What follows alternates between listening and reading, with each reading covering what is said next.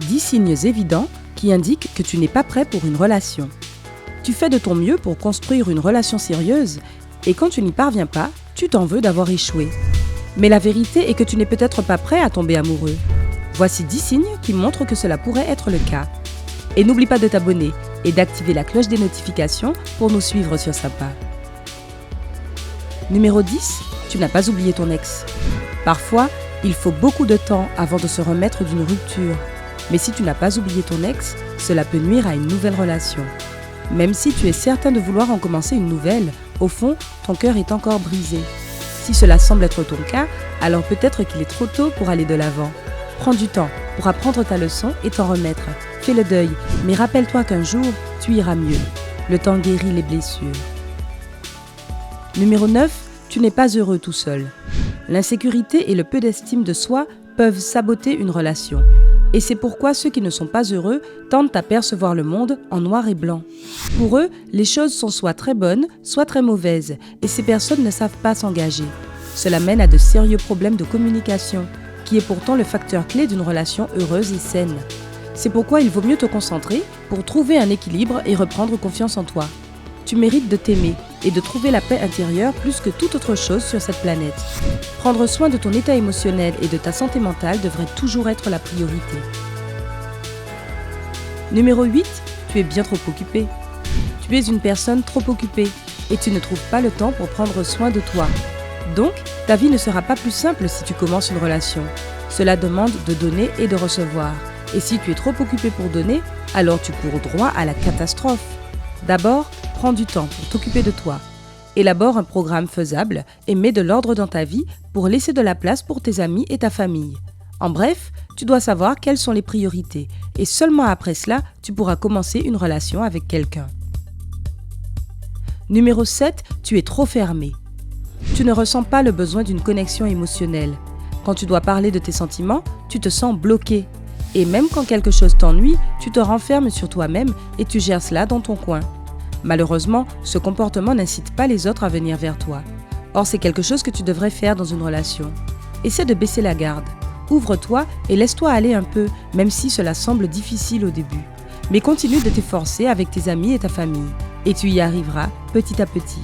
Tu dois analyser tes problèmes de confiance et tes peurs avant de t'engager envers quelqu'un sentimentalement. Numéro 6, tu as besoin d'un héros. Tu attends que la personne idéale apparaisse et te sauve de tes inquiétudes et de tes problèmes de tous les jours.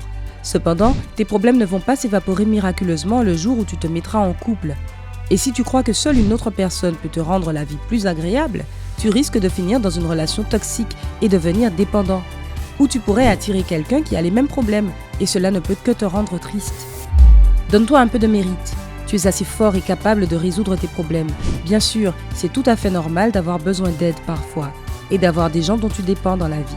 Mais évite de mettre tous tes problèmes sur le dos de quelqu'un d'autre. Il est bien plus productif de vivre ta vie à fond plutôt que de t'asseoir et d'attendre que quelqu'un vienne te sauver un jour. Numéro 5, tu veux être le héros. Il est tout aussi commun que les gens préfèrent sauver plutôt qu'être sauvés. Malheureusement, tu ne peux pas agir à la place des autres. Dès que tu auras décidé de sauver quelqu'un de ses habitudes ou de ses pensées destructrices, ta perception changera. Il deviendra plus un projet pour toi, plutôt qu'un partenaire. Naturellement, il y a des chances pour que tu tombes amoureux de la personne que tu veux sauver. Mais il y a aussi de fortes chances pour que cette relation ne soit pas constructrice. De plus, quand tu essaies de changer quelqu'un sans y parvenir, tu ne ressens que de la déception. Rappelle-toi que tout le monde peut changer, mais seulement avec de la volonté et s'il se sent à l'aise avec cela. Numéro 4. Tu aimerais te concentrer sur d'autres aspects de ta vie d'abord. Tu pourrais avoir une nouvelle opportunité de travail, où tes études te prennent toute ton énergie et ton temps libre.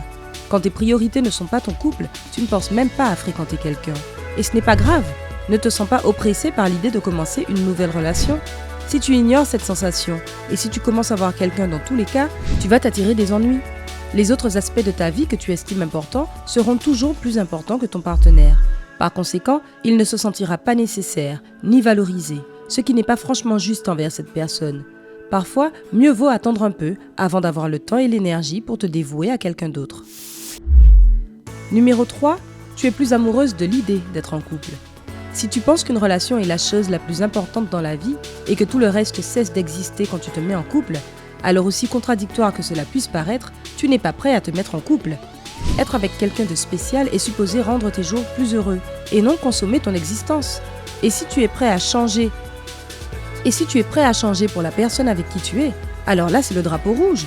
Si tu ne t'apprécies pas et si tu ne te respectes pas, alors ça ne le fera pas non plus. Tout d'abord, tu devrais faire une introspection et essayer de changer la perception que tu as de toi-même et de tes valeurs. Tu importes et tu es qui tu es avec tes qualités et tes défauts, tes activités, tes intérêts personnels. Ce n'est qu'une fois que tu auras accepté ceci que tu seras prêt à entamer une relation. Numéro 2, tu as besoin de quelqu'un pour te compléter et te rendre heureux. Que penses-tu de ce paradoxe ? Tu n'es pas prêt pour une relation si tu ne te sens heureux que lorsque tu es en couple. Au lieu de vivre ta vie et de faire ce que tu aimes, tu essaies de trouver le bonheur en quelqu'un d'autre. Tu sens que tu n'es pas complet ou que tu es sans ta moitié. Malheureusement, cela ne peut mener qu'à une relation dysfonctionnelle. Tu pourrais donner plus que tu ne reçois, ou tu pourrais être tellement accaparant que ton partenaire pourrait prendre peur. Pour éviter tout cela, cherche une source de bonheur en toi et dans ta propre vie. Une fois que tu as fait cela, tu peux partager ce bonheur avec quelqu'un d'autre. Numéro 1, tu n'as pas envie d'une relation. Parfois, tu n'écoutes pas ce que te dit ton instinct. En te forçant à t'engager dans une relation, tu ne te rends pas service, ni à ton partenaire. Tu peux apprécier quelqu'un, mais si tu réalises que tu n'es pas à 100% investi dans cette union, ne te force pas. Si tu as choisi d'être célibataire, cela ne veut pas dire que tu es seul au monde. Et quelles que soient tes raisons, respecte-les. Cette conviction ne peut pas te laisser tomber. Détends-toi et ne fréquente personne durant un certain temps. Connais-tu d'autres raisons pour lesquelles les gens ne sont pas prêts à se lancer dans une relation ? Écris-les dans les commentaires ci-dessous. Rappelle-toi de cliquer sur le bouton j'aime, de partager cette vidéo avec tes amis et de rester avec nous sur Sympa.